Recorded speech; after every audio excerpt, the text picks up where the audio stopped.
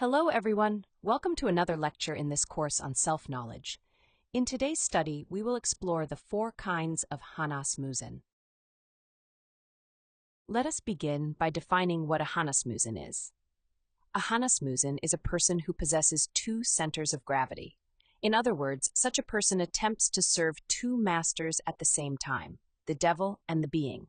This situation arises because at certain moments we strive to serve the consciousness, perform good deeds, and engage in inner work. Yet at other times we surrender ourselves to the pleasures, desires, and identifications of the ego. This condition prevents us from truly advancing toward our ultimate objective, which is liberation and self-realization. The greater the amount of energy we succeed in releasing and condensing within ourselves, the more dangerous it becomes if we fail to take a firm stand against the ego. Sooner or later, the ego will reverse those inner forces, leading us into error and deviation from the path. We will see that there are 4 kinds of Hannasmusen, because all of humanity is Hannasmusen to a greater or lesser extent. It is important that we reflect deeply on this subject and identify the type of Hannasmusen that we ourselves represent, so that we may free ourselves from that condition. The more advanced the type of Hannasmusen, the more serious the consequences become. In the first category, we find all the people of this world who neither know esotericism nor show any interest in it. These individuals possess only a planetary body. In other words, only their physical and vital bodies have been developed, while their astral, mental, and causal bodies remain merely in an embryonic state.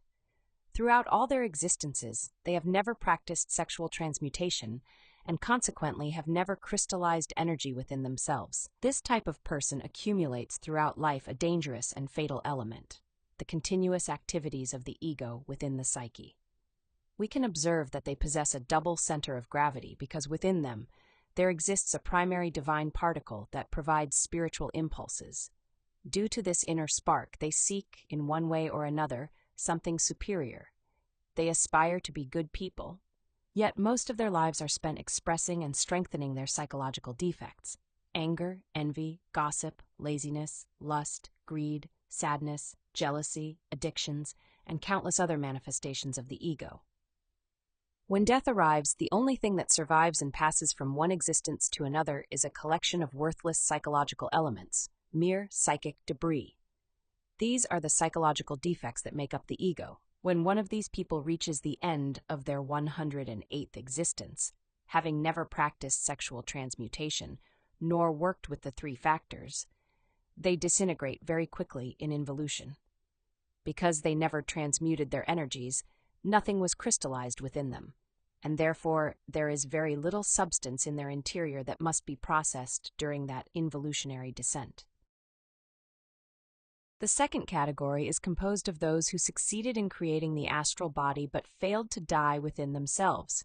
In other words, these are people who, in a previous existence, received the knowledge of the suprasex, practiced it, and succeeded in creating the astral body for their own use.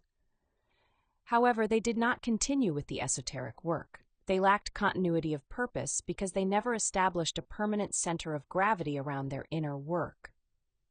Remember that as we create the existential bodies of the being, we develop forces, faculties, and powers.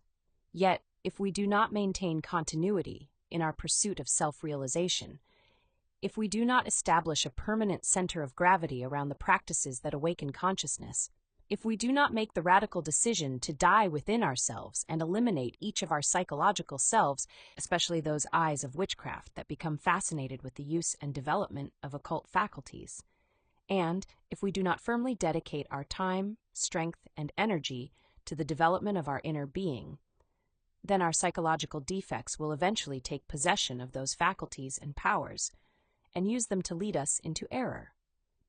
For this reason, this type of Hannasmusen frequently ends up dedicating themselves to sorcery and black magic, using the capabilities provided by the astral body for such purposes.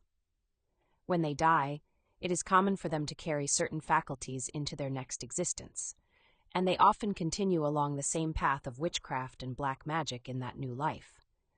When their 108 existences come to an end, they enter the process of involution. However, for them the process is much slower because the astral body itself requires a longer period to disintegrate.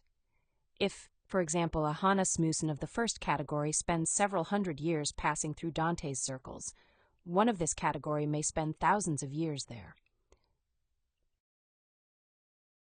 The third category is formed by those who succeeded in creating the 5 solar bodies but never achieved the definitive death of the ego. This occurs because, at the moment of choosing the path, during the 5th initiation of major mysteries, they betrayed their inner Christ by choosing the path of nirvana. The path of nirvana, although it offers hundreds or perhaps thousands of years of paradisiacal happiness, is ultimately an exit through a false door. Through that path, one never returns to the Father. Eventually, when the accumulated dharma is exhausted and the weight of the ego, hidden within the invisible moon, becomes too great, the individual descends once more and must begin again from the very beginning in the effort to attain self-realization. This type of Hannasmusen consists of people who appreciate esoteric work but lack true revolution. They die selectively, preserving defects that they do not wish to eliminate. They maintain attachments that they refuse to abandon. They lack genuine love, and although they could sacrifice much more for humanity, they do very little. As a consequence, if they do not revolutionize themselves and eventually arrive once again at the moment of choosing the path, recurrence causes them to choose nirvana once more. In their case, the involutionary process is slower still. Ultimately, they have only 2 possibilities: either eliminate everything they have of Hannasmusen by dissolving the ego, or continue their descent until they definitively devolve within the entrails of the earth through involution. This is why they are considered almost lost cases, abortions of the cosmic mother. If, through astral investigation, we discover that we belong to this category, we must clearly understand the urgent need to revolutionize ourselves. We must work intensely upon our attachments, especially our attachment to the ego itself. We must make the firm decision to die radically within ourselves and establish as an unchanging goal the intimate self-realization of our being. The 4th category is composed of the fallen thrones, the bodhisattvas, gods who allowed themselves to fall. In other words, this occurs when a being who has already attained self-realization and become a conscious god decides to throw the stone into the water. That is, to dissolve all of the bodies that had previously been created. Such a being chooses to descend once again into physical manifestation in order to create twice as much ego, descending twice as deeply as before. During that descent, this type of Hannasmusen comes to become a true demon. Yet through that descent, they gain the opportunity to acquire twice as much wisdom and love, attain higher hierarchical levels, and serve the universe in broader and more conscious ways. For example, a self-realized being of a certain hierarchy may serve as the regent of a planet within a solar system. A being of a higher hierarchy may govern a sun. One of an even greater hierarchy may direct the central sun of a galaxy and oversee the guidance of an entire galaxy and its solar systems, and so forth. These beings are commonly known as bodhisattvas because, out of love for humanity, they renounce the happiness of the Absolute in order to serve more effectively. Upon descending, they receive the title of fallen throne because they abandon their throne. It is then that the double personality is formed. The personality of the angel and the personality of the demon. Through successive existences and through fornication, they gradually lose and descend from the bodies they had previously created. They are often individuals of tremendous strength and intelligence. Throughout history, they frequently appear as remarkable figures, leaders, rulers, dictators, and other influential personalities. Due to the enormous amount of condensed energy they possess, they commonly wield great power through speech and influence. Those whom we know as great demons were once great beings of light belonging to elevated hierarchies. When they fall, they can drag entire humanities toward the abyss. Yet when they resolve to rise again, they carry out extraordinary works of sacrifice for humanity, helping countless others rise along with them.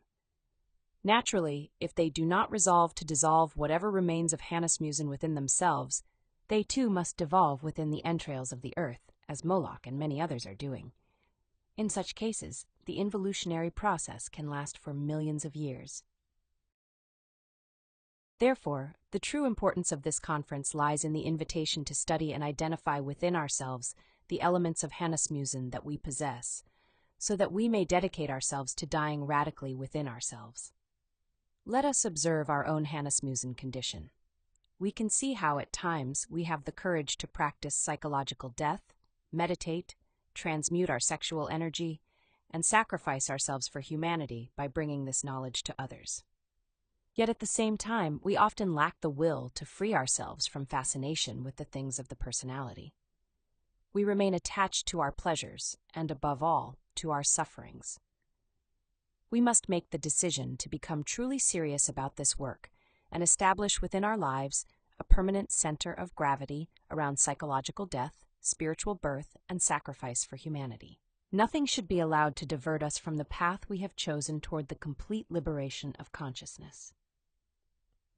This concludes today's conference.